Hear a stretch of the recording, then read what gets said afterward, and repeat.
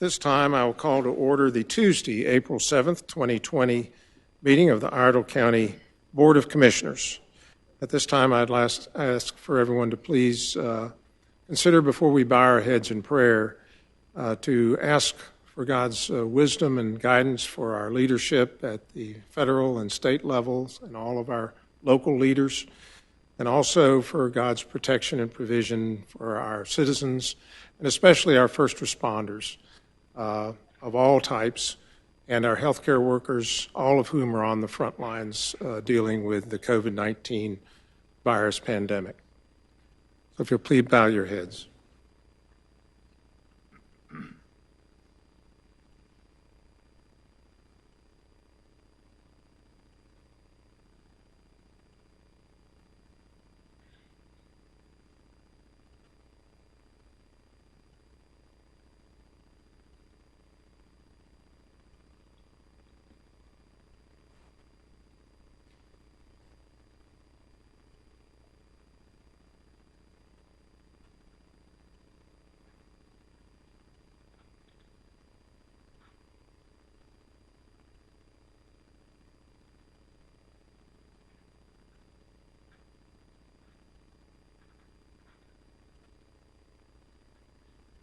Please rise for the Pledge of Allegiance. Pledge allegiance to the flag of the United States of America and to the republic for which it stands, one nation, under God, indivisible, with liberty and justice for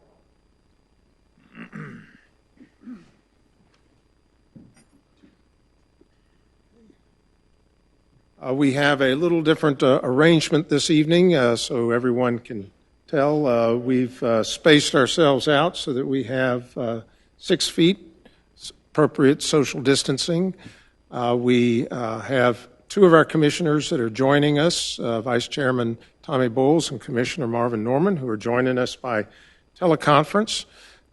We have limited the numbers in the meeting hall here to no more than 10, and 3 sitting commissioners being a quorum, and the 2 additional commissioners participating fully by telephonic conference. We have all 5 represented. We also have, of course, our esteemed legal counsel, Lisa Valdez, our clerk of court, clerk of the commission, old habits die hard, and then our County Manager Beth Jones and Deputy County Manager Susan Robertson. We also have a member of the press, Mike Furman, who is providing live stream coverage on Facebook, I believe, and our Deputy Sheriff, who is going to regulate any entry during the public hearing to ensure that we don't have any more than 10 in the entire room, to include our 2 AV technical whizzes. I hope that everyone out there can tell a difference in terms of the sound and the video. We have upgraded the system, and this is our shakedown cruise, so hopefully we won't have any issues, but if we do, we've got everyone upstairs ready to spring into action. Before we get to the adjustments of the agenda, we recently adopted a local rule concerning our meetings, where we allowed commissioners to be able to participate remotely for up to 2 meetings a year, and not be able, if they were calling in remotely, be able to participate in our closed sessions. This is a state of emergency which dictates physical separation, and so we will be making a motion. I'll entertain a motion at this point to suspend that rule requirement of limiting number of appearances to 2 and not counting any of the meetings in which people have participated remotely against their two for the year during this period of the state of emergency. And also to allow the remotely participating commissioners to participate in our closed session. So is there a motion? So moved. Motion by Commissioner Howe. Any further discussion? All in favor, please say aye. Aye.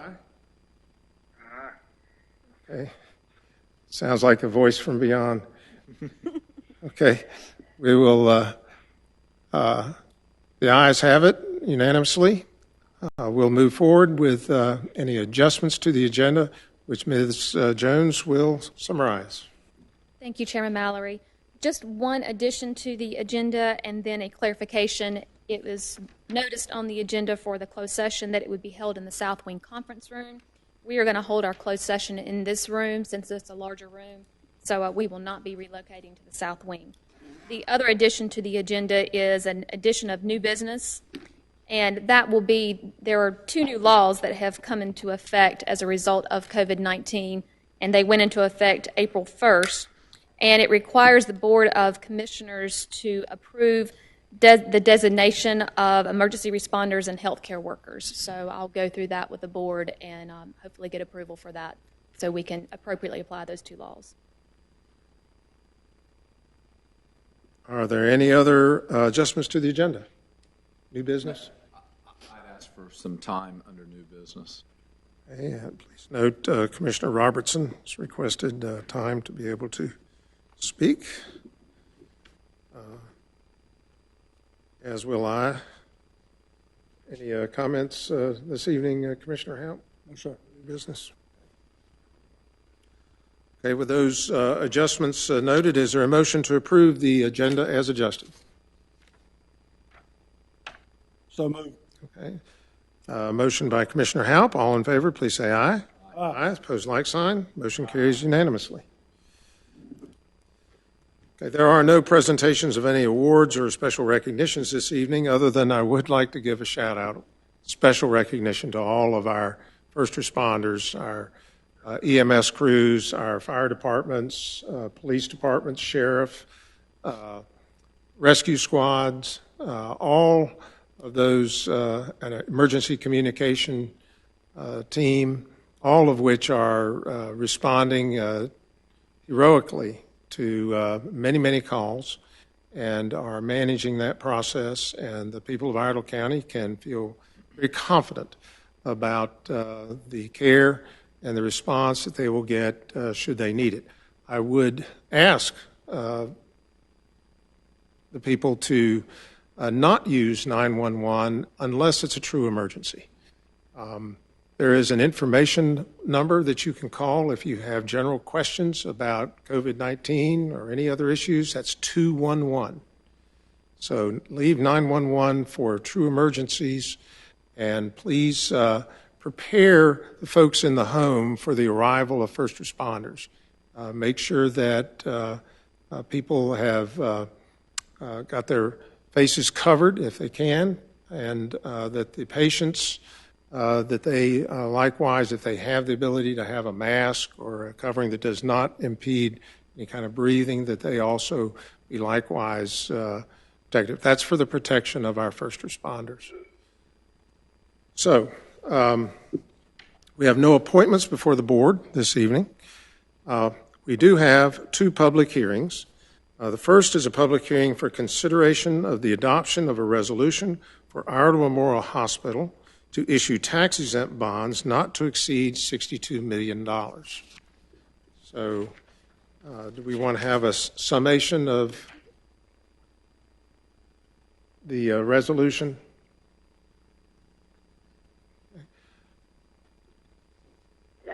This is Alice Adams from Robinson Bradshaw. Did you want me to do that? Yes, please. Can you all do there? Yes, please. Okay. Thank you. Sorry. I'm sorry we're not there in person. My partner, Alan Robertson, was born there in Statesville at Iredell Memorial Hospital, and I think normally he would have planned to attend this meeting in person. But since we're doing it by phone, you have me instead. Iredell Memorial is planning to issue bonds through the Public Finance Authority out of Wisconsin. It's a part refunding and part new money. The resolution does say that will be no more than $62 million. It's actually just a little over $60 million. And the reason we're coming before you is purely a federal tax requirement under the TEFRA rules that requires there to be approval by the governing body of where the project is located, which is in Iredell County. The refunding piece of the bonds dates all the way back to 1983. It's a refunding of the 2007 bonds, which refunded other various bonds originally actually issued by the county. So they're refunding those bonds, and then they are financing a project in Mooresville, an outpatient facility that will be an ambulatory surgery center and a diagnostic imaging center and some physician office space. The county's role in this, like I said, is purely for federal tax purposes, and under the authorities law in Wisconsin, the county has no financial responsibility for the bonds whatsoever. And so all of those are recited, all of those facts are recited in the whereas clauses of the resolution.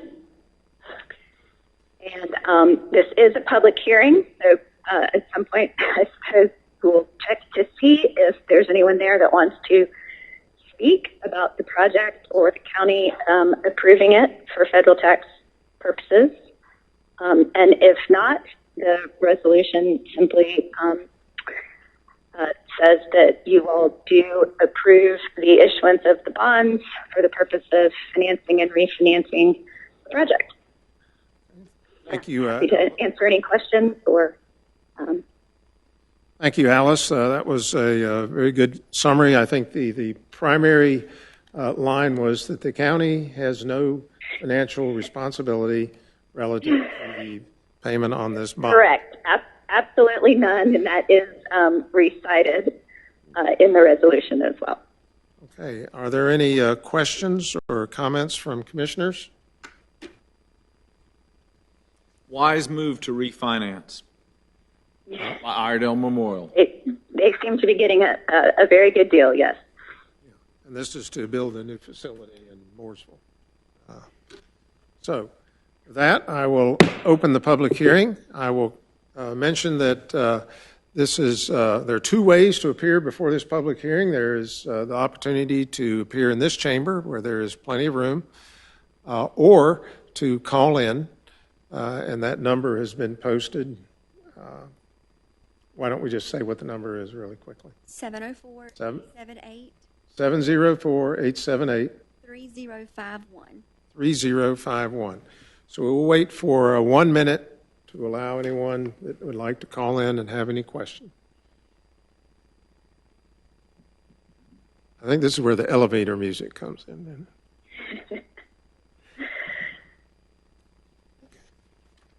60 seconds of muskrat love. Oh, my God.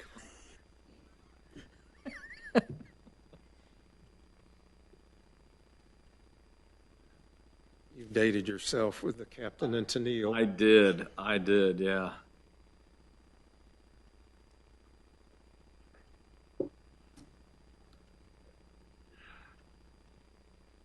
Sounds like 60 seconds somewhere in the world. Okay.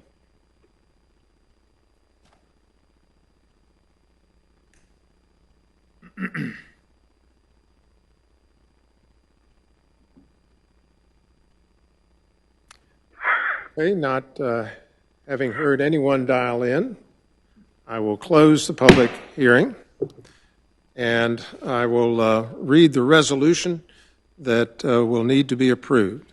A resolution approving the issuance of not to exceed $62 million of tax-exempt bonds to be issued by the Public Finance Authority of the State of Wisconsin to finance and refinance certain costs of various projects on behalf of Iredell Memorial Hospital, Incorporated. Is there a motion? Mr. Chairman, I'd like to make a motion for approval of a resolution for the issuance of not to exceed $62 million of tax-exempt bonds on behalf of Iredell Memorial Hospital. Motion by Commissioner Haupt. Under our normal rules of procedure, a motion by one commissioner is all that's necessary to be heard before the commission.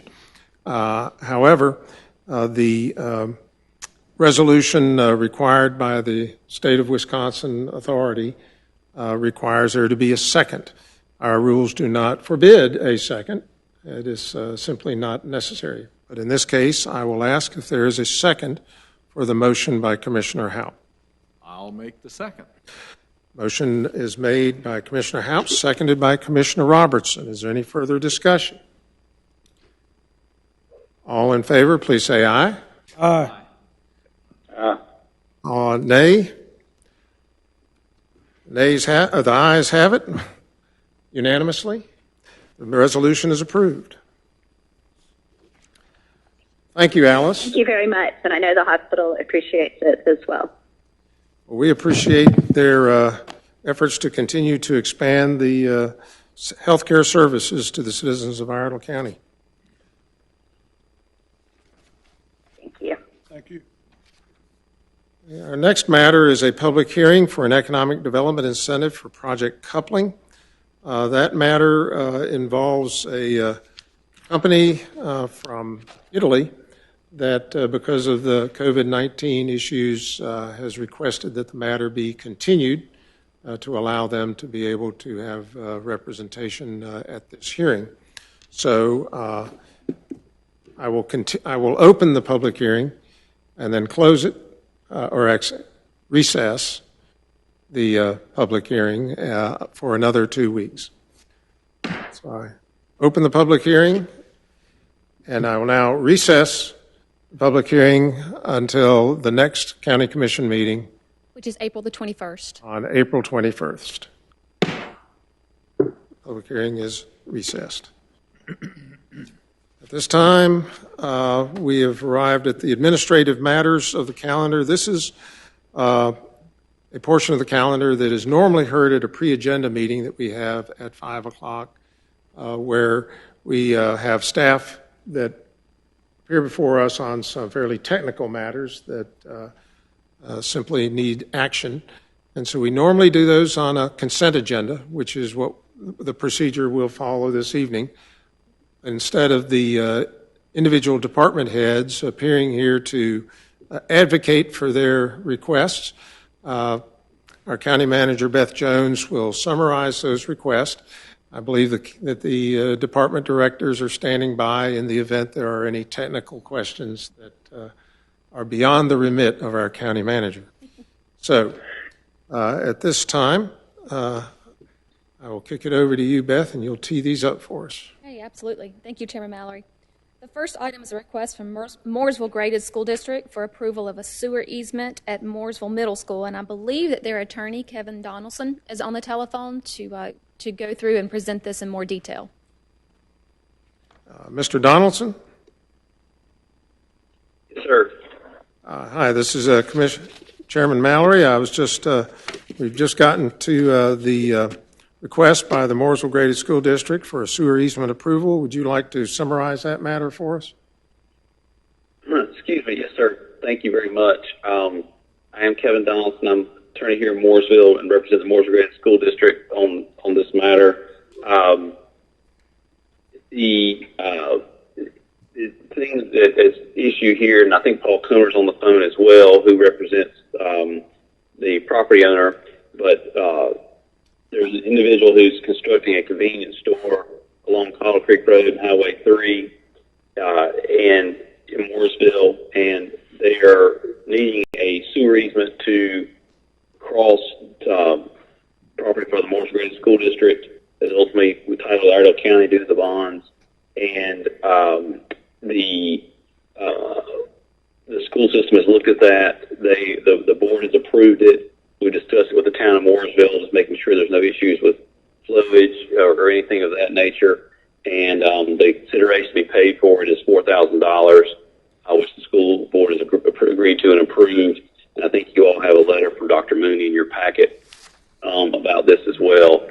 So we would be asking that the county approve that this easement be granted. It's just a small portion that's got to cross of the school property to get connected to the town sewer. So basically, Have to answer any questions anybody may have. so it is not going to have any negative impact on their development of that property. The school system, no. Are there any additional questions or comments? Consent? Consent. Okay. Consent. Consent. Okay. Unanimous consent. Please mark that for the record. Thank you, sir. Okay, the next item Thank you very much. Thank you. Thanks, Kevin. Yes, sir. Okay, the next item is a request from Emergency Medical Services for approval of budget amendment number 25 in the amount of $50,000 to allocate donated funds towards the community paramedic program.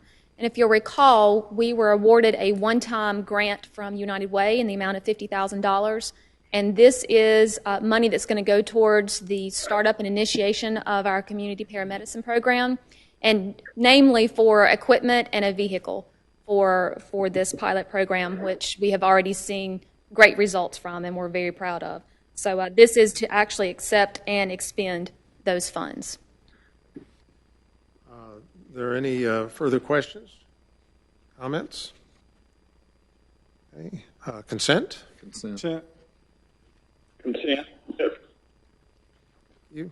Thank you. The next item is a request from the Finance Department for approval of budget amendment number 26 to accept and appropriate an additional $79,500 in Juvenile Crime Prevention Council Level 2 funding.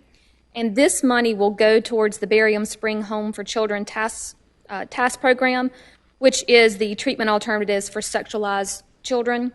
So, and like I said, it's in the amount of $79,500. And I do know that Susan Robertson has spoken to our finance officer that sits on this board, and if you have any questions, the two of us will be more than happy to answer those questions for you. Are there any questions for anyone concerning this appropriation? This is just a pass-through from the state through us to them, correct? Correct, yes. Thank you. Any further questions or comments? Consent? Consent. Consent. Thank you. The next item is a request from the Finance Department for approval of fiscal year 21 Juvenile Crime Prevention Council funding plan. And if you'll look in your book, there is a detail of that, and it's anticipated to be $405,670. And the local JCPC funding plan is in your budget booklet or in your packet, and it allocates $349,300 of state grant. And then it goes with, there's some matching funds, county matching funds, in the amount of $7,250 for the Piedmont Mediation Center restitution program. So it kind of details out all the different levels of funding and pots of money. And this is, the purpose is to reserve and retain funding in light of the Raise the Age legislation that occurred. So that is the main reason for this funding plan. I don't know if there's anything that Ms. Robertson wants to add. Let me just say real quickly, in prior years, JCPC, the council themselves, have held money in reserve, especially when there's been new requirements placed upon these programs that serve the youth. And the purpose for that is to reassess and reallocate in the fall to see if the money can be spent in a better way. And they have until December to make that decision. Okay. Thank you. Thank you, Susan. Are there any additional questions? I had an opportunity, obviously, to review this packet when it was circulated among us in the table that has the breakout. Any additional questions or comments? Consent? Consent. Consent. Thank you. You good? The next item is a request from the Finance Department for approval of a declaration of results of the bond referendum, which was held on March 3rd, 2020. And I'm going to let Deputy County Manager Robertson present this to the board. Thank you. This is one of the last steps the board will have to take. Of course, this doesn't mean the bonds are ready to be sold, but the board does need to adopt this resolution that states the actual results of the referendum, which the school bonds were approved about 2-1, and the same thing for the Mitchell Community College bonds. Once the board adopts this resolution, there is a legal notice that has to be published in the newspaper, and then anybody, if anybody wants to file claim as to the validity of the referendum that was held, they can file an appeal within 30 days. After the end of that 30 days, it's done. No more appeals can be made.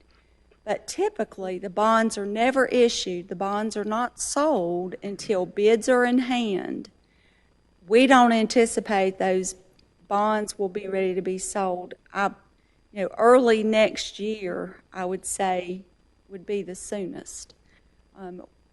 Each of the school systems has to have their architects and engineers complete all the plans. All of the plans have to be approved at the state level. So it's not going to happen right away. I asked Deb this afternoon to call Amy Ventnor with First Trine and talk with her about what they're seeing in the current bond market. And right now, see, these are general obligation bonds. And right now, if we went to market, we would probably get about a 2.75% interest rate. So there's a spike right now. But she really anticipates that within early fall that those rates are going to level back out and continue to drop down some. So we will enjoy the good interest rates that we had hoped for. Very good. Are there any questions or comments relative to the declaration of the results of the bond referendum? Mr. Chairman, I'd just like to, I want to thank everyone for their trust and support for this investment for the capacity needs of our schools. The schools play a vital role in our growth in the county, our economic impacts, creating jobs and those type of things. And the public, in great form supported our request for their investment for these necessary needed investments. And I want to thank everybody for the work they did and the trust from the citizens to support it. Thank you, Commissioner Hout. Anything further? Consent? Consent. Consent. Consent. Move on to item 6. The next item is from administration for approval of the Articles of Association and Agreement for the Central Iowa Workforce Development Consortium. And this is a requirement for funding under the Workforce Innovation and Opportunity Act. So basically, there are all the counties that are a member of this include Anson, Cabarrus, Iredell County, Lincoln, Rowan, Stanley, and Union counties. And basically, these counties agree to establish a workforce development consortium to act jointly as a local workforce investment area for workforce development under the Workforce Innovation and Opportunity Act of 2004. So this is part of a public law and includes the National Dislocated Worker Grant, which is funding through the U.S. Department of Labor. So this is each board, each one of these counties, their board of county commissioners have to approve the articles of association and agreement. All right. Any comments? Questions? This is just one additional line of effort in trying to develop our workforce for the future. We have multiple lines of effort, multiple organizations. There's no silver bullet, but our schools, our businesses, our economic development communities are working not only lockstep in Iredell County, but are also collaborating in our regional economy to be able to bring qualified workforce to bear that we're going to need in the 21st century. So, consent? Consent. Consent. Consent. Thank you. The final item is a request from the clerk to the board for approval of minutes from the meeting on March the 3rd and the 17th, 2020. Everyone had an opportunity to review the minutes. Any comments or changes? No. Consent? Consent. Yeah. And that concludes all the items for the consent agenda. Okay, is there a motion to approve the consent agenda? So moved. Motion by Commissioner Houdt to approve the consent agenda in its entirety. Any further discussion? All in favor, please say aye. Aye. Opposed, like sign. Aye. Motion carries unanimously. Okay, at this time, we'll move further down the agenda. There's no announcements of any vacancies on any boards or commissions or appointments to any boards or commissions. Is there any unfinished business to come before the commission? Hearing none. This is not a public comment period month or meeting. New business. Ms. Jones? The first item of new business is, as I mentioned earlier, the Board of County Commissioners have to make a designation regarding health care and emergency responders as a result of the two new laws that went into effect on April 1st based on COVID-19. And the first law is the Emergency Family and Medical Leave Expansion Act, which is called the Emergency FMLA Act. And the other is the Emergency Paid Sick Leave Act. What those two laws do is gives 6 different categories for employees that are eligible for various leave as a result of COVID-19. There are exemptions in that, and what we need to do is designate the exemptions. And there was a Department of Labor interpretation today that was a little different than the guidance that we received from the School of Government and what we had already implemented based on April 1st when the law became effective. So what we are recommending is to be consistent with what we have already put into place, and we would recommend to just do our health care and first responders or public safety departments, and that would be included in that would be emergency communications, EMS, which includes specialty services, fire marshal, emergency management, health department, sheriff, and jail or detention center. So those are the departments that we would recommend to be included. There are other departments, according to the Department of Labor designation today and their interpretation of the law, which would include social services, divisions of social services, and things of that nature. Because we did not include other departments in our interpretation based on the guidance from the School of Government, we would recommend, and this is solely up to the Board of Commissioners to approve, but we would recommend not including those other departments. What this does, and let me kind of spell out, the exemption, we could exempt those departments from all 6 provisions, and I'll go through those different provisions. The first is if the employee is subject to a federal, state, or local quarantine related to COVID-19, if the employee has been advised by a healthcare provider to self-quarantine, or if the employee is experiencing symptoms of COVID-19. Those are conditions 1, 2, and 3. So we would recommend that all employees be eligible and none be exempt from that. And that's if those employees are subject to it and have to quarantine as a result of it. What we are requesting and asking for designation is exempting those departments that I listed from provisions 4, 5, and 6. So provision 4 is the employee is caring for an individual who's been subject to quarantine, to care for a child or children whose school or care provider is unavailable as a result of that, and then the employee is experiencing a similar condition as specified by Department of Labor or Treasury. So because the health care provision, that is the reason that a lot of different agencies are providing health care to those emergency responders, is because they are excluded from this act. So that is the reason that you see, for example, Iredell Statesville Schools, Mooresville Graded, the YMCA have opened child care centers for those first responders because they are excluded from this act. So what we need is just the board's blessing on those departments that I read out, which I'll be more than happy to read out again, and just not excluding them from provisions 1 through 3, but only provisions 4 through 6.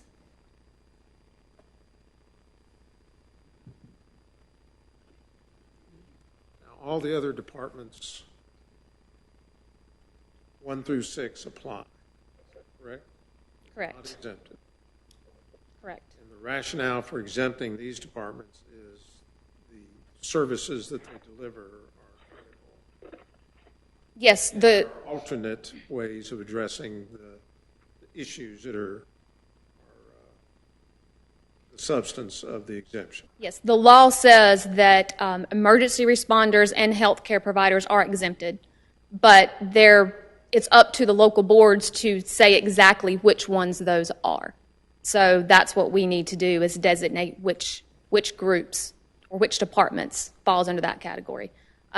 You could expand that category to be fairly broad, based on what the Department of Labor recommended today. But because the law had to go into effect on April 1st and we put that into effect, we would like to be consistent with what we have already put into effect and not include those other departments because initially we were not advised to include them.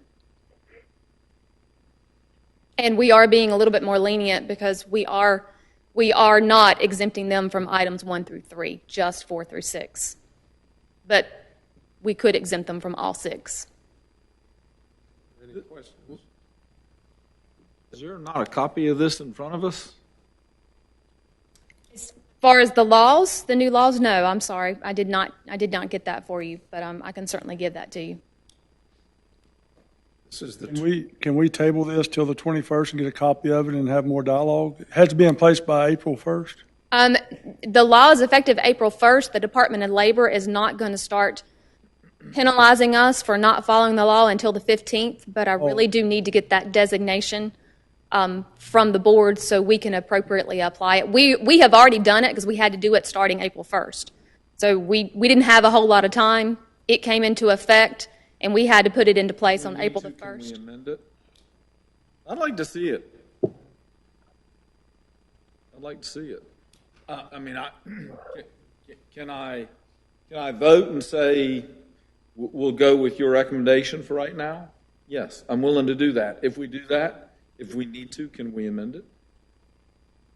I'm sure that you could. I'm going to look at our attorney to verify that we can actually do that, but I would think we could.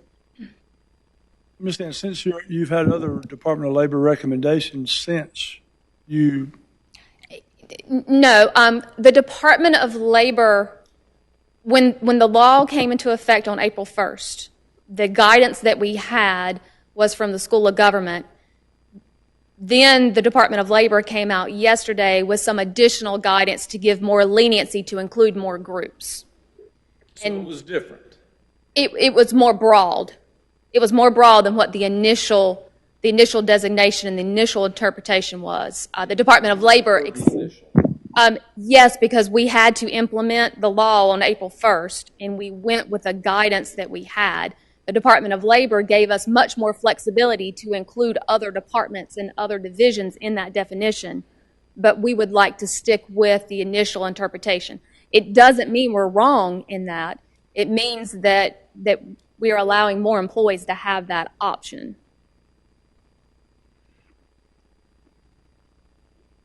Have we received any departmental feedback as far from these departments that we could have included that were not? As far as whether that would have been helpful or not helpful?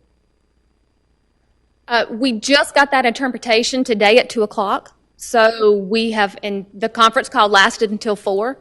So no, we haven't had an opportunity to disseminate that to the department directors. In all honesty, I don't think they know that interpretation has now come out that's different from what we've already put into effect.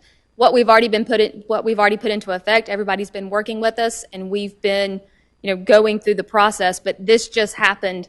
We just got this interpretation today at a conference call at 2 o'clock. Okay.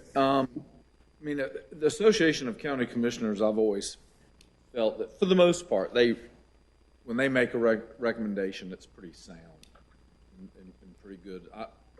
I'm okay with sticking with that original guidance. I just and I know this stuff is coming in late, and it sounds like it's different. And gee, you had an hour to hash it all out, which I know is I'm being facetious. Clearly, I'm willing to go with what originally the Association of County Commissioners recommended, but let's agree to maybe if we are given the latitude, look a little bit closer, and if we need to modify it, let's modify it sooner rather than later. My only concern is if you modify it, is what happens when an employee comes in between that time that could or could not have gotten it, and then you change the classification and would have changed the decision that they would have, if they would have been granted that paid leave before. So that would just be my only suggestion to y'all, that if you change that, there may be some disparate treatment. Well, we either have a grandfather clause or have here's when it's going to be implemented, and there's enough time. And in all honesty, that is the exact reason that we are recommending to stay with the initial recommendation. And actually, it came from the School of Government. We got legal interpretation from the School of Government as far as what it said. All the counties and all the municipalities had to implement. We got guidance from the School of Government and their legal team. We all put this into effect because it had to be in place by April 1st. And then today at 2 o'clock, we got the Department of Labor's interpretation that we can include other groups in it. And so now we're kind of having to readjust if we change the initial interpretation. So our recommendation would be, for fairness and consistency, let's stick with the initial interpretation we received and move forward. So, and I apologize for not having this in front of you. It's changed the other quickly. 99 counties out there, was their initial, everyone was in lockstep, the same interpretation? Everybody really, from the statewide conference calls that I have been on, which we have a lot of those, everybody was following the School of Government's interpretation because that was the best we had at the time, and we were all trying to be consistent. When the law came out, it was very quick, and it was, here it is, you need to apply it. And we were all trying to interpret the details of it. And it's one of those things with the brush of a pen, the stroke of a pen, you have this law with so many different details that really weren't fleshed out into it. So that's when we all started going to the School of Government saying, help us interpret this. What about this? What about that? And we talked about all these different provisions, and Ms. Valdez was wonderful working with us, trying to help us weed through it, along with Diane Jeffers with the School of Government and the team there. I would venture to say that most local governments implemented based on the guidance from the School of Government, and then today at 2 o'clock we heard that we had other options, but we had to have this law in effect on April 1st. So I would venture to say most applied it based on the School of Government's guidance. And was it your sense that after the conference call today that most were going to continue to march with what they had in place, as what you're requesting? That's certainly what I would request of the board to do. I know that. I'm just saying, the other 99 counties out there, did you hear a lot of people say, well, we're going to relook this? Or I will say that there was a lot of frustration. There was a lot of frustration in the fact that, we were scrambling trying to get this and be compliant, and then 7 days after we had to be compliant, we get some different guidance, and it was very frustrating. So I will say some of the managers were scratching their heads, but I do think a lot of them will stay with what they have already put into place, just because it's going to be difficult to try to capture that group that's caught in the middle between the two. Well, fortunately, the Department of Labor didn't come up with more stringent requirements, because then everyone would have to change. Correct. In this case, we have the leeway to stick with what we have, which is going to be simpler, I think, for all concerned at this point. Is there any further comments? So are we going to support this with the caveat that we can change if needed, or? I think, if the law allows a wider interpretation or additional departments or to be added to the exempt list, then that's something we can consider down the road if it seems to be appropriate based on the needs in terms of operational needs. And let me go and clarify. Maybe I misspoke or was not clear, but the exemptions mean that law does not apply to them, meaning they don't get that leave. So the category that we have come up with are those that have to be there regardless. So that's kind of the minimum. And what we're recommending is allowing those employees, for example, we have two departments that are on the front line dealing with COVID-19 patients on a regular basis. That's EMS and our health department. And that's their job, and that's what they do. And let me say, they are doing an amazing job. They have been amazing. They're not complaining. They're out there doing it. They're compassionate. They care. They want to help. We felt that if any of those employees were exposed to it and had to quarantine, that they should be able to take advantage of this law as well and get those hours of paid sick leave if they have been exposed. That in my recommendation, and I won't say I'll just say in mine, I'll take responsibility for it. I think that's the right thing to do, is to not exempt them and allow them, if they are exposed and have to quarantine, that they get that paid sick leave. Now, we could exempt them from it and they don't get it, but I feel that we should if they get it, because that's their job. So the Department of Labor said, nope, you can exempt them from all 6 conditions if you want. All we're asking to do is exempt them from conditions 4, 5, and 6.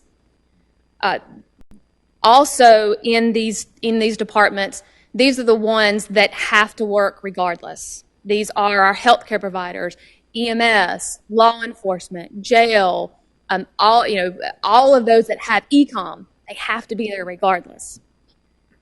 The Department of Labor said, well, you can broaden that definition and you can exempt those that do child protective services or that are support departments for those other departments to keep them going. That would be like vehicle maintenance or finance or something like that.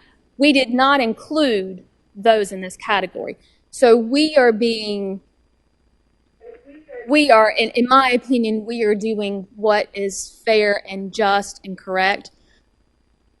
But we could basically exempt a lot of departments in this, but that's not how we started, and it would be difficult to completely change and go back and do something different because we do have some employees in some of those other departments that have already gone out based on this law. Difficult, but not impossible. Correct. It would be difficult, but not impossible. But the exemption... At the end of the day, you're dealing with, can we accomplish a mission that Child Protective Services, for instance, is not one we say, well, everybody's calling in sick, we're not doing it. Just correct. As an example. Yes, absolutely. So, as we evaluate over time, as, the cumulative pressures of dealing with the COVID-19 situations grow over the next 2 months, if we get to a point where we see that we're not able to accomplish that mission, we should be able to come back and sort of tighten up those requirements. As, for instance, apply them to elements of DSS if we had to, or whatever other department out there is providing some essential services. Does that make sense? Yeah. So, not that we need to do it now, or want to, and hopefully don't. But if the execution of the mission boils down to it, and it's a required service, then we have it in the kit bag. It's an arrow we can pull out of the quiver to deal with that situation. and messy as it may be administratively. Is that a fair? We're not saying that we're going to bring it up. We're saying we're giving you the latitude to bring it up. Well, messy in the sense that if an employee in one of those departments has come before and their treatment would be different after the fact, and they didn't get leave, or they did get leave and now they're not getting leave, then that's where the messiness is going to be, and how that is viewed by the Department of Labor. You know what? I got a speeding ticket on I-77 back when the speed limit was 55.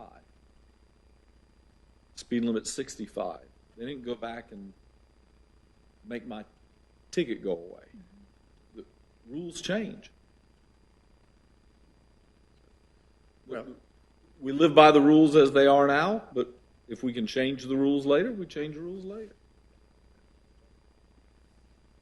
so I think it's fair to say that, and I haven't heard from Commissioner Norman or Vice Chairman Bowles. Do you have anything to, any comments?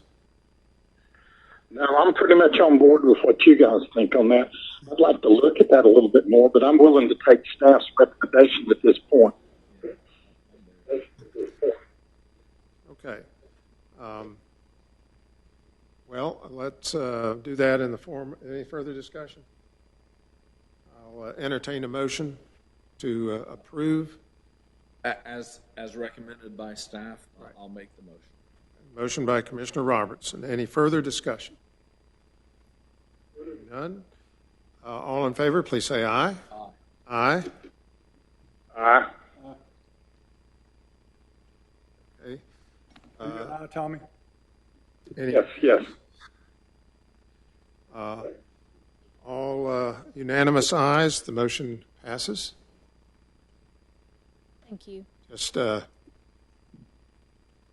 remember that if the situation warrants it, in order to deliver the services, we'll revisit.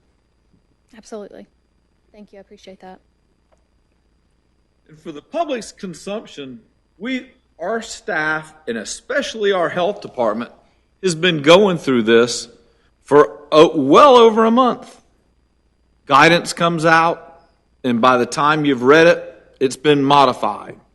By the time you adjust, it's been modified again. I mean, it has just been constant. So whenever people, wonder what they're doing, you've got recommendations coming from the feds, from the state, and a lot of times these come. Normally, whenever a law is passed, they figure out what the rules are, what the regulations are, how it's supposed to be interpreted. Then it's rolled out. Here, stuff is being rolled out.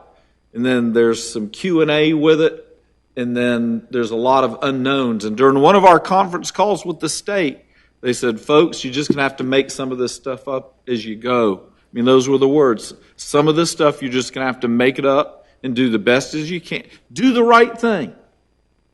Do the right thing as you see fit, as you go, and let's not get too lost splitting hairs. So anyway, I wanted to pass that along because at first I was a little frustrated. I was like, wait a minute, why didn't we know this stuff? Holy cow, you just got off the conference call at 4. We get a copy of that and the new recommendation. Yes, I will email out the 2 laws to you. If you want me to email you out all the different interpretations of it, I'll be more than happy to do that. But you might want to buy extra ink cartridge. I think we need to see the law and then see the new recommendation potentially. And then potentially if you can somehow track if you need to recommend a change, and maybe if other counties are going to make changes, since all of you in good faith started a policy on April 1 as you needed to. You were required to. Right. Yeah. I will certainly send that out to you. Absolutely. All right. The next item of new business, Commissioner Robertson. Okay. Wow. I was going to make a statement, and I'm making it to this empty room. I feel a little bit silly, but I think there's some things that need to be said, And I'm going to take the opportunity to make a few points, and I think we need to look at things maybe in a slightly different way. First, I want to begin by saying, this too shall pass. We are not going to be under lockdown, under big separation, businesses closed. This is not going to last forever. This is going to pass, and it's going to happen sooner rather than later. And it's time for us to start preparing for how we're going to recover. Okay? Yeah, this isn't the hunker down, we're going to lose game. This is, we're going to come out of this, and we're going to come out of it victorious game. I'm not here tonight to give any medical advice, but I do want to ask people to do some things, and I want to challenge you to do some things. First of all, let's take the approach that we're coming out of this, and we're going to come out of it strong. No more cancellations. We'll postpone, we'll reschedule, but we're not canceling. No canceling birthday parties. Kids, we can reschedule them. Don't cancel Easter. Reschedule it. My family already did. We're not going to be able to have Easter on Sunday. We'll have it on another day. We're not canceling our lives to accommodate this virus and to shut down our economy. We'll reschedule, we'll postpone, but life is going to go on, and we're going to make it go on. When you talk about, I'm going to make the example just with birthday parties. For 1 month, you cancel birthday parties. 1 month is 1/12 of the year. That's 8%.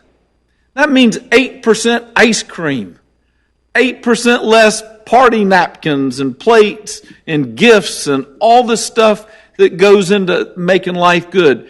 Don't cancel it, postpone it, reschedule it, but still do it, for gosh sakes.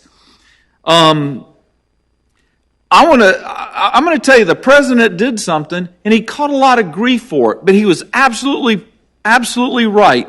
For those who believe in the King James version of the Bible, or the Bible, go to Proverbs 29:18. It says, "Where there is no vision, the people shall perish." The president came out and he said, "Hey, I think as a target, I'm thinking maybe we can start to ease up by Easter." At least he had a vision of something positive, a vision that we were going to come out of it. And it gave people some hope. Hey, I can endure whatever hardship that we're asked to bear. I can do that through Easter. Now, he had to modify it, and it may be modified again. But I'm going to tell you, we as leaders need to start looking at coming out of this thing, not burrowing deeper in the ground. How are we going to come out of it? Good seas don't make good sailors. And I don't think anybody right now thinks that we're in good seas.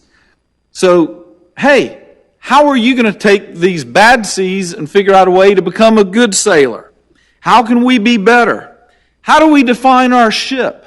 How do we make the best of this situation? Hey, I'll give you a good example. Our school system went from teaching kids who were delivered to their doorstep 5 days a week, and in really short order, they figured out a way to teach most of the kids remotely. And let me tell you, they did that on a dime. That was super quick. We should all look at ways, how do we take this situation and we do something better for it? It can be better within our family, within our community, and it's going to look different from everybody. And how do you define your ship? Listen, Iredell County, the state of North Carolina, the federal government is not going to come and bring Granny and Grandpa groceries. We got to look after our families. We got to look after our neighbors, our church members, club members. Now, we did not go into this lockdown, shutdown mode. We didn't go from green to red. The light was green, it turned yellow, then they realized it was a little bit more serious, and they went red. Well, we're not going to go from red to green. We're going to go through a period of yellow. And we don't know what that looks like exactly. We don't know when it's going to be. But we know that it's coming, and we know we're going to do it. And I'm going to just say that those who are fortunate enough to have kept their job during this. For those like myself who are fortunate enough to be able to have the option to work from home, it's going to be up to us to lead the way into this economic recovery locally. You know, nobody took it on the chin quite like the hospitality and tourism industry. The hotels, the restaurants, the waiters, the cooks, the servers, the busboys, all of those folks. They went to zero, and they didn't make a ton of money to begin with. At some point, as the curtain is lifted, as we're allowed and enabled to go out and stimulate our own economy, it's our duty to go out to eat and leave a tip, okay? Those of us who have the money, it's up to us not to go find a charity to donate it, to give it away. Go pay somebody to do something. Give them a doggone job. Go buy something that somebody's going to make. Buy a service that somebody provides.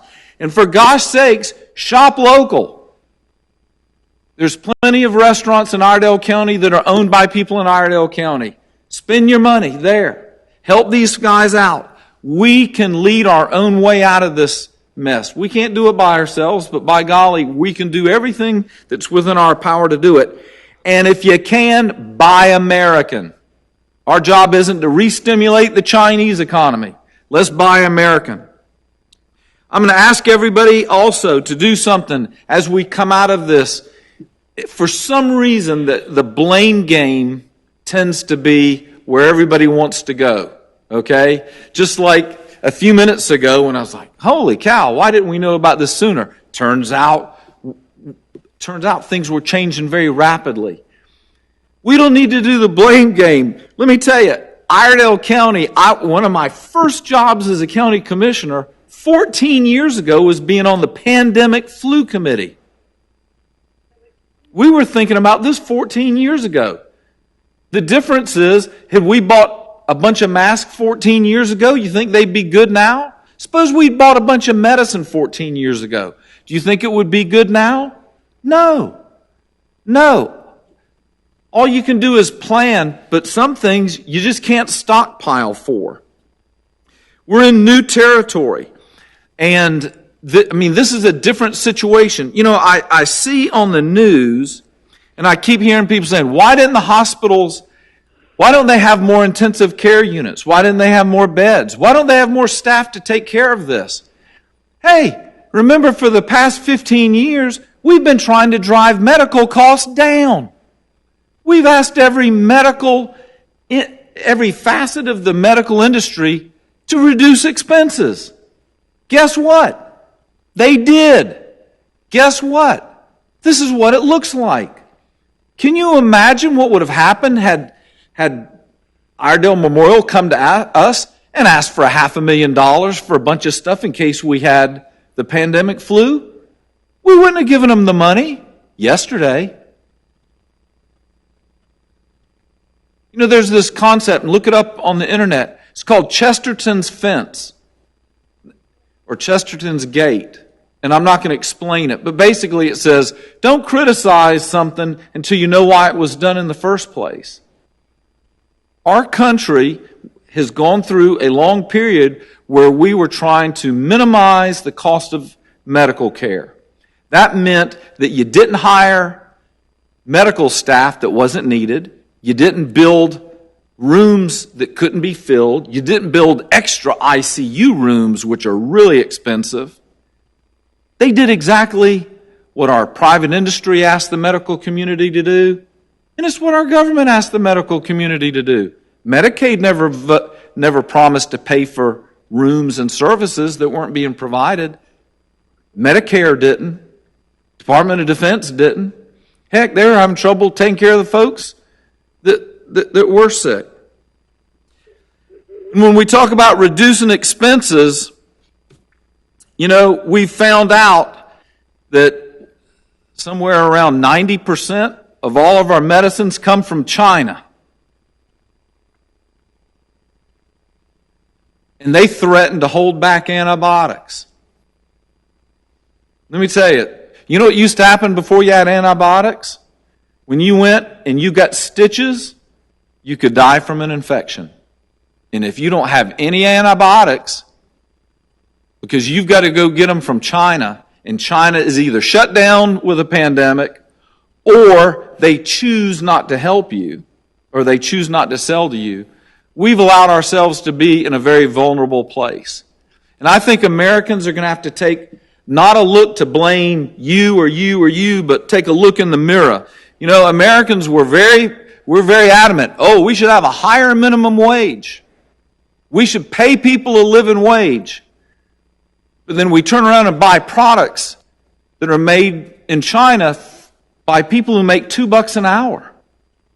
We say that we should have environmental regulations so that we don't pollute the environment.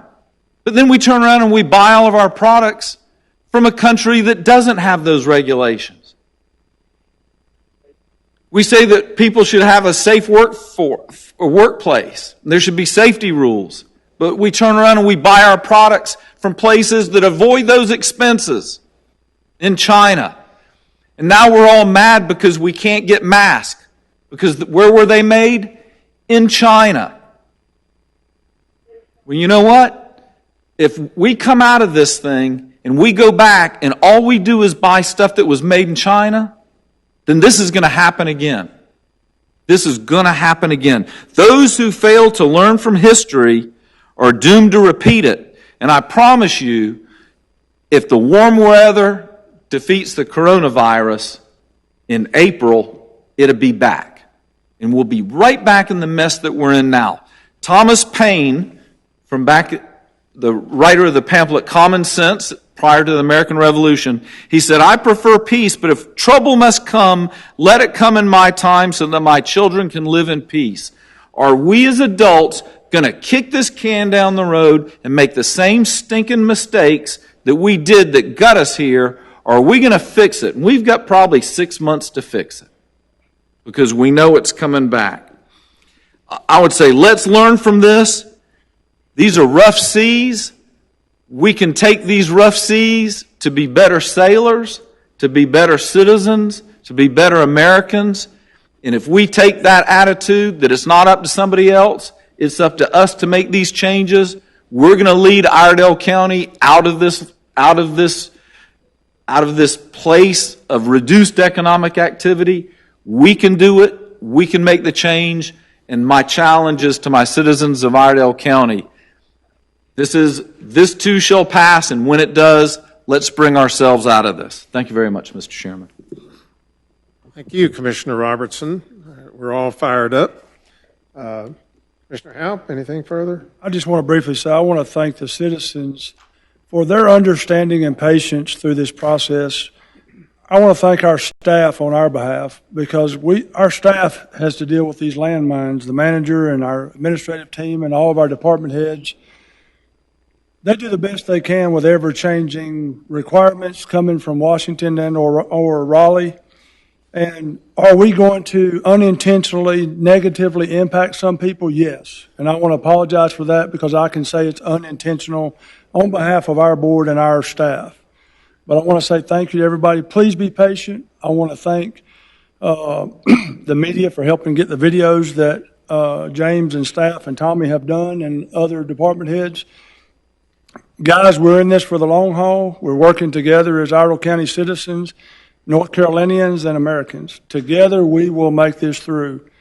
Trust, have faith, and keep our faith and prayers on one another. Stop criticizing one another. The only way we're going to get through this is together. Thank you for all your patience, and thank you for all your efforts, staff, citizens, and everybody involved. Thank you, Commissioner Haupt. Vice Chairman Bowles and Commissioner Norman, anything to add? I'd like to say amen. Okay. Thank you, brother. I'd like to wind up this evening with a bit of a discussion about the issues we're dealing with in the here and now. You know, Commissioner Robertson has described what I'll call the end phase of a campaign in the Army. Navy, Air Force, Marines. It's a combined arms effort, and you're focused on the ultimate objective. And he has articulated very well the ultimate objective, which is to return to normalcy as quickly as we can. But before we can return to normalcy, we've got to work through the challenges of the present and the near future. You know, the Surgeon General this past week reflected that this week was going to be like a Pearl Harbor moment for our youngest generation and indeed all of us. And that's a pretty good analogy in that that was probably the last time that the entire population of the United States went shoulder to shoulder. Everybody put their shoulder to the wheel to defeat the Axis powers and fascism throughout the world in a two-front war. He's also likened it to a 9/11 moment, which obviously has impacted our millennials in a big way as they came of age. Well, I think those are apt descriptions. I would describe, if you give me a little license, reflecting back to our greatest generation, they invaded in the largest invasion in history, the largest amphibious assault on D-Day, 5 beaches in France with a multinational coalition. And what we've seen is, I think, similar to that whole campaign. The whole idea was to defeat Nazi Germany, and it started on the beaches in France in the last year of the war. That operation involved initial assault troops hitting the beach. We'll just say Omaha, for instance. And they took heavy casualties. And right now, New York State, Connecticut, New Jersey, Louisiana, Michigan, parts of California, and Washington State, they're in that first wave, that first assault, and they are taking casualties. The second wave is getting ready to go in. And to me, that second wave you can hear in the national news. People are talking about Chicago and Washington, D.C. area and other areas of the country they call hotspots.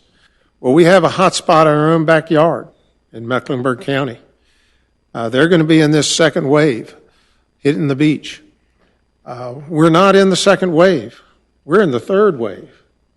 That comes in later. We have had the opportunity to learn from the experience of those that hit the beach before us, and we've been able to prepare and to adjust our training and our tactics and techniques accordingly.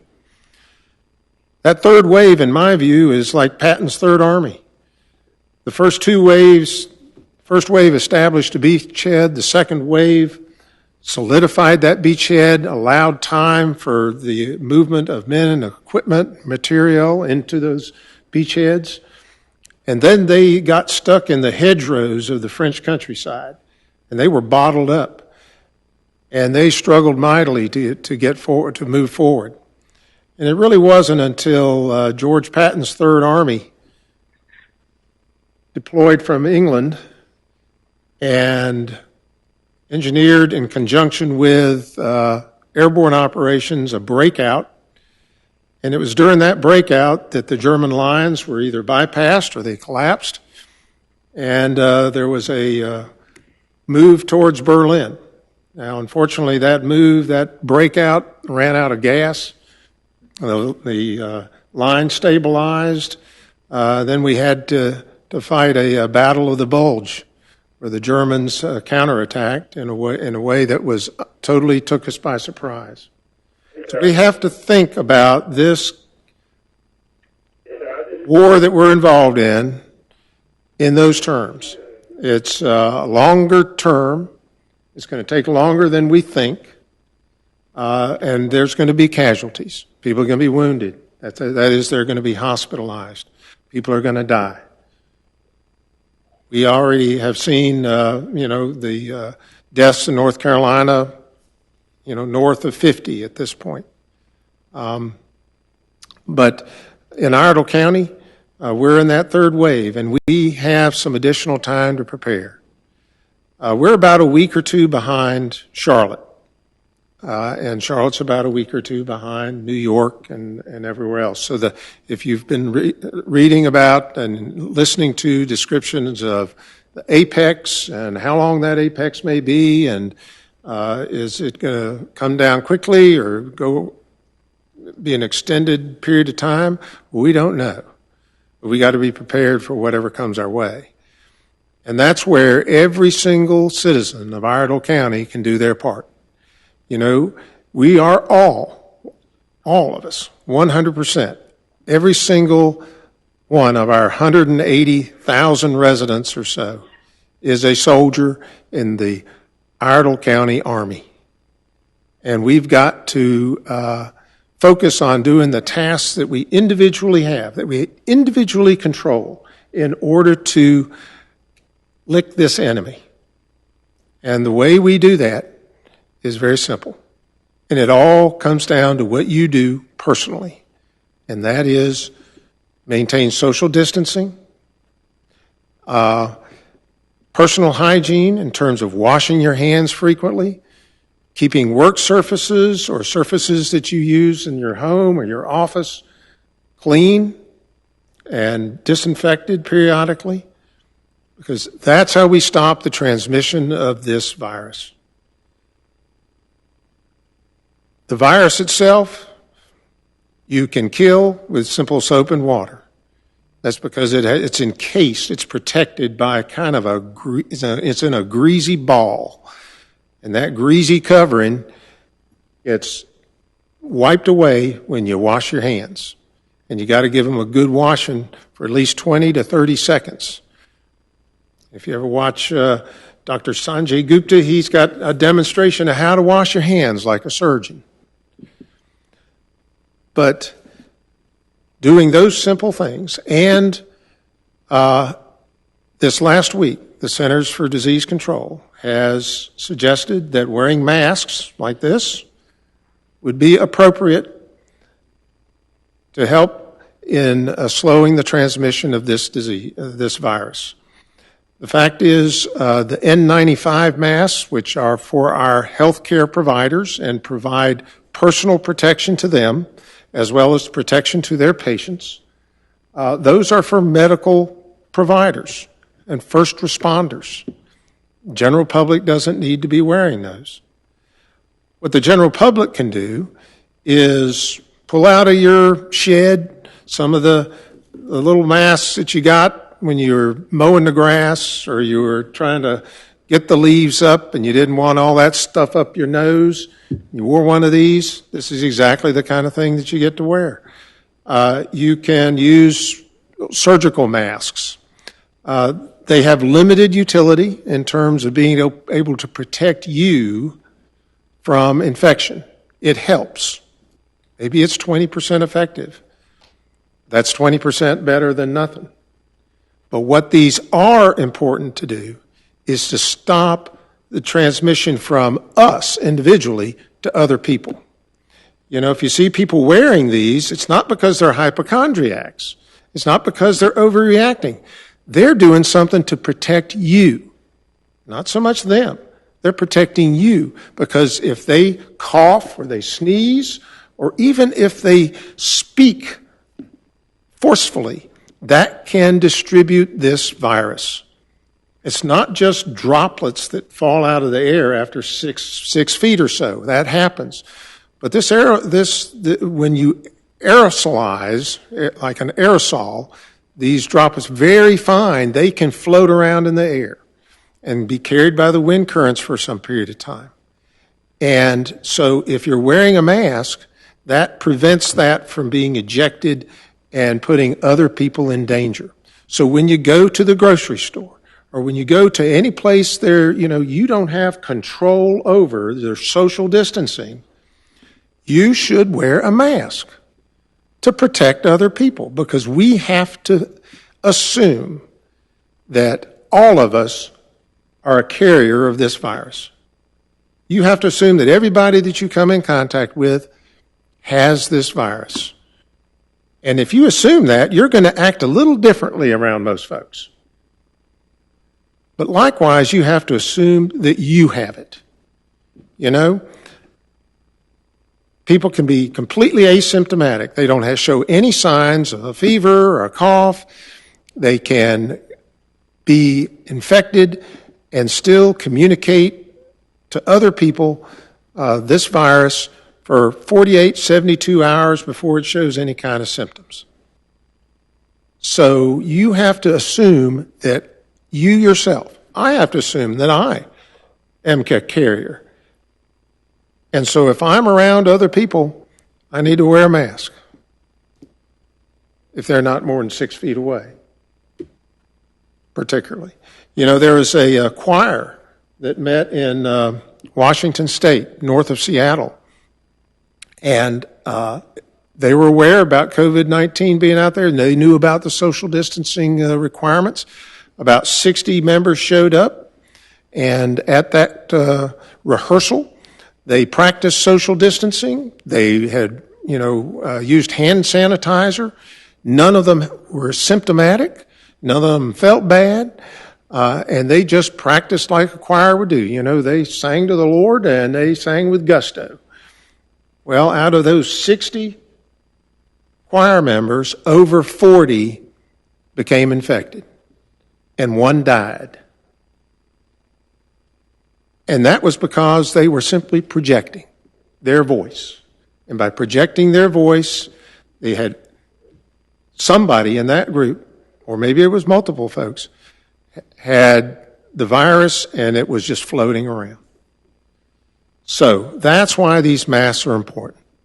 So, and it's not just the CDC that's saying that. You know, the Department of Defense, if we're fighting a war here, our Department of Defense is, that's what they do. And they have ordered all service members, the Department of Defense civilians, family members, if they are not able to maintain social distance in their work environment, that they are ordered to have a facial covering, whether it's a mask or whether you make it yourself. And if you go on the CDC website, you can see how to make a mask out of a T-shirt and make your own.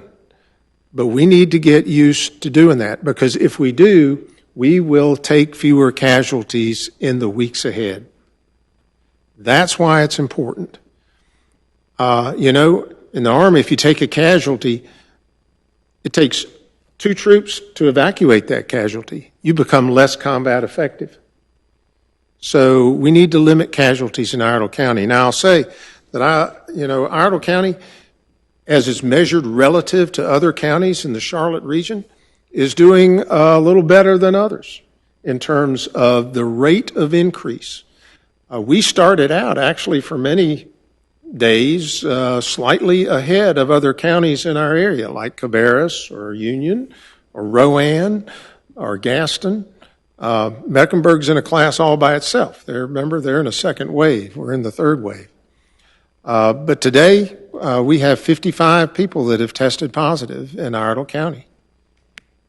Now, don't take comfort in just 55. That's the ones that have been tested.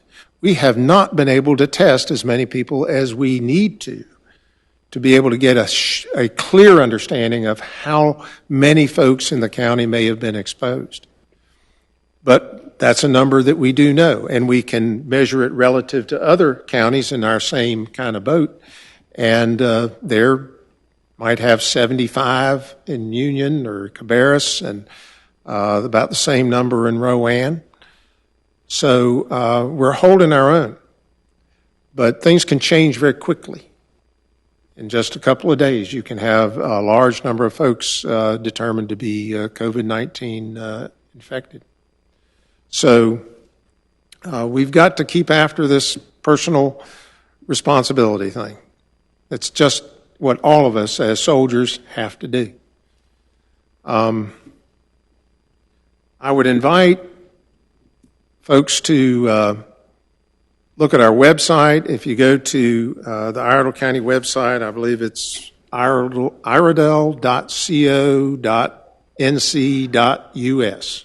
So that's iredell.co.nc.us. Sort of like a geography lesson almost. The CO is county. And if you go up at the top of the page, you'll see a COVID-19 and a real red button. You can check there. There's a listing of some of the announcements that have gone out by various departments.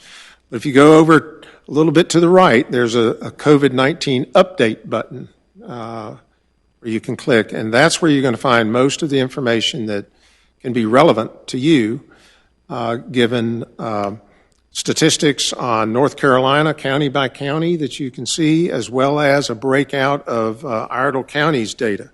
And let me just share that with you very quickly. This is a virus that doesn't discriminate.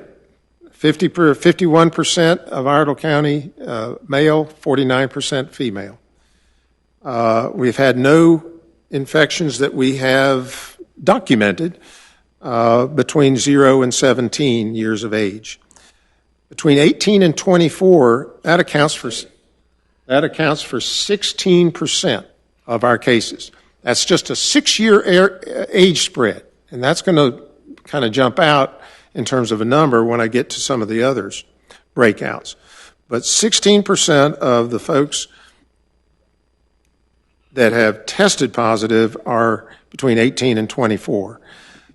The next age group is 24 years worth of folks from 25 to 49, and that's 31% of our total. The next age group, 50 to 64, is 38% of our total, and that just covers 14 years. 65 and over, which you'd imagine is about 30 years worth of people, only 15%, which is the best news that I have to share with you, because that is our most vulnerable population. So our 65 and older are listening, and they're staying at home. They're not going out when they don't have to, and they're not letting everybody in the world into their homes. You have to be very careful and protect these folks. And we're doing a good job. You are doing a good job of doing that. We also have some videos that were alluded to by Commissioner Haupt that we are updating on a weekly basis that provides you some county-specific COVID-19 information, and they're broken out depending on who has information to share between myself, County Manager Beth Jones, our EMS Director Blair Ritchie, our Public Health Director Jane Henson, as well as our Emergency Medical Coordinator Jody Schmeier. So those are just informational, and they're updated on a weekly basis. And I encourage you to go on and review those. You can go to our Facebook page. You can share them. I hope you do, just to get the word out to people of what they need to do. And finally, President Trump had a 15-day plan to slow the spread of COVID-19. He recently extended that plan, and each of you should have gotten a letter or a postcard from the federal government outlining that plan, and I hope that you've had an opportunity to read it and to internalize it and to execute it. So, that being said, stay strong. We are getting ready to hit the beach in the next 2 weeks or so. You'll start to see an escalation of cases. You'll start to see an escalation of casualties. But our commitment is to keep those casualties as low as possible so that our healthcare systems are not overwhelmed, so that they can make sure that we don't have the ultimate casualty of people passing due to this disease. We have the greatest healthcare system, delivery system in the world, and it stands ready to take care of you if you need it. But we don't leave anybody behind. Anything further for the good of the order? That's the first government analogy I've understood in 14 years. I hear you. Okay. At this point in time, county manager's report.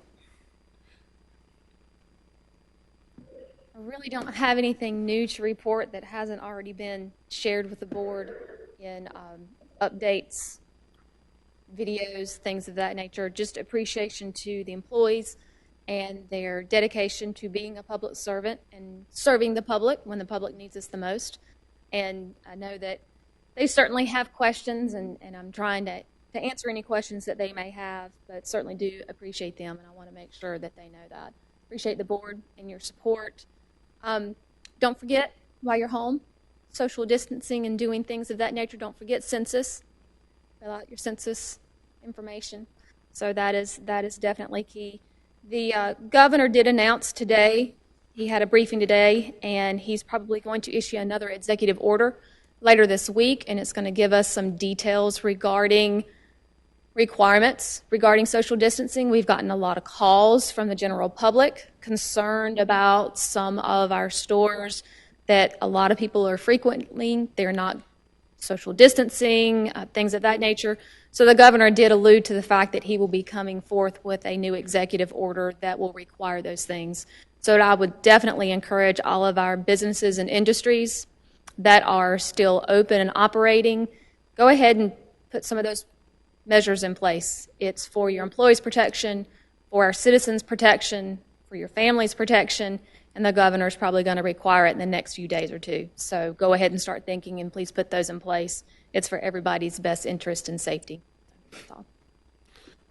Thank you, Ms. Jones. And we salute all of our employees that are out there providing ongoing services across the board, particularly our first responders. You are the tip of the spear. Thank you. We will now go into a closed session for the purposes of property acquisition discussion pursuant to North Carolina General Statute 143-318.11, subsection A5. So at this point, we will conduct that closed.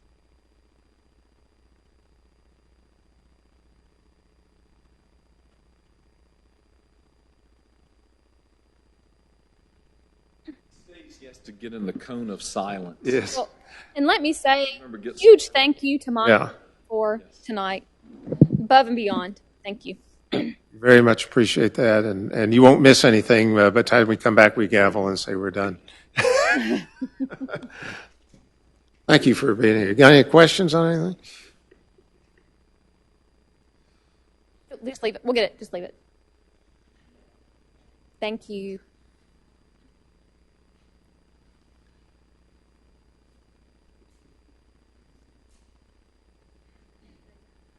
Yeah, we'll take about a 2-minute break.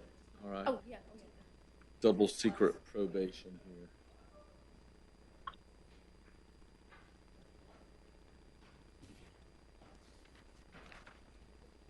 I've known that speaking loud projected and made everybody. I'd have gone in the other room to do it. Well, it's plenty of this floating around. That's an amazing number by that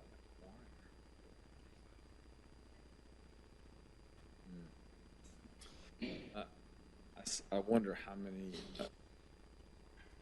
I mean, people are dying. People die from the flu. I wonder really.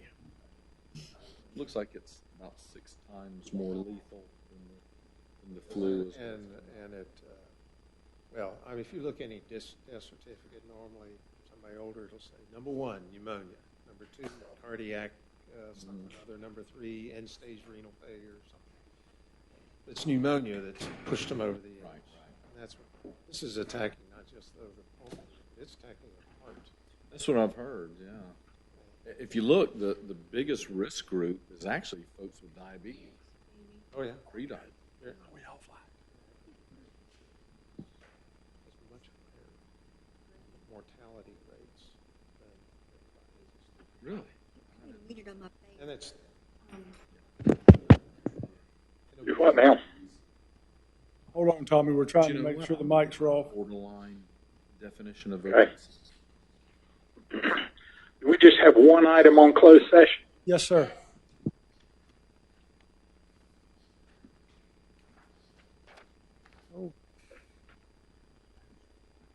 Okay. Was everybody presenting from the podium tonight? Yes. Okay. I saw Beth and Susan down there. Yeah. I could hear you really good. I could hear Ken really good. I could hear James, but not at quite the level that I could hear you and Ken. I guess your voice just carries better.